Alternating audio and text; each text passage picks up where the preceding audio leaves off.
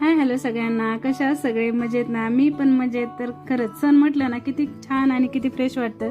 पण मला नाही वाटत आता हा डब्बा आणि हा पाईप माझे अजून किती दिवस साथ देणार आहे, देवालाच माहिती.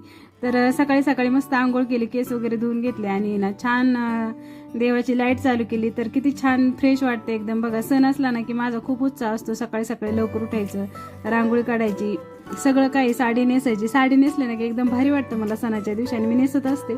पण आज साडी काही नेसता येत नव्हती, त्यामुळे मी आंघोळ केला, गाऊनच घातला आणि तो माझा सूप ते डब्बा आणि पाईप घेऊन खाली गेले. देवासाठी फुलं घेऊन आले. जास्वंदीला एवढी काही फुलं नाही येत उन्हाळ्यामुळे, 2च फुलं भेटली. बाकीची मी सदाफुलीची फुलं आणि सगळे देवांना मस्त फुले वाहिली, आरती केली आणि त्याच्यानंतर छान असं देवाला नमस्कार केला. आणि देवपूजा झाल्यानंतर आता पहिलं काम असतं ते चहा प्यायचं माझं तरी, आणि मस्त माझ्यासाठी मी चहा ठेवला. तर नेमकं आहे ना, सकाळी सकाळी आयुष गावाला गेला होता, कारण त्याला ना पोहायची खूप तलब झाली होती. तर म्हटलं मी आज सकाळ सकाळ गावाला जाणार आणि क्लासच्या वेळेला दुपारी घरी येणार. म्हटलं ठीक आहे जा. मग तो गेला होता, त्यामुळे मी एकटीच होते.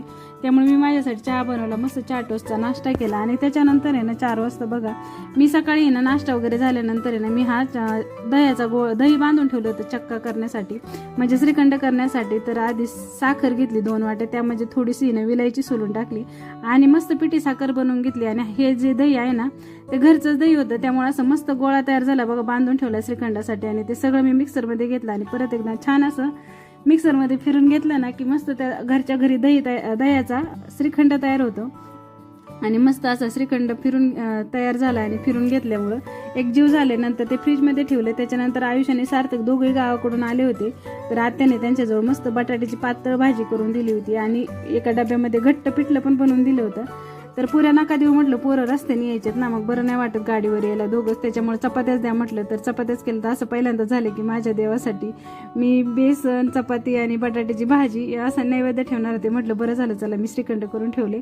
काहीतरी गोड तरी देवाच्या नाही का ताटामध्ये सणासुदीचं ठेवता येईल. तर छान असं मी ताट देवासाठी तयार केले बघा, सगळं वाढून घेतले जेवढं काही होतं ते. मस्त देवाला असं नैवेद्य ठेवला, छान असं देवाला नमस्कार केला. आणि त्याच्यानंतर संध्याकाळी ना मस्त असं जेवण केलं. तर असा होता माझा अक्षय तृतीयाचा दिवस. पहिल्यांदाच असेल, आठवणीत राहील आयुष्यभर माझ्या ही अक्षय तृतीया, की खूप सुनं सुनं वाटत होतं मला, पण काय करणार. चला मग व्हिडिओ इथे सेंड करते. Bye bye.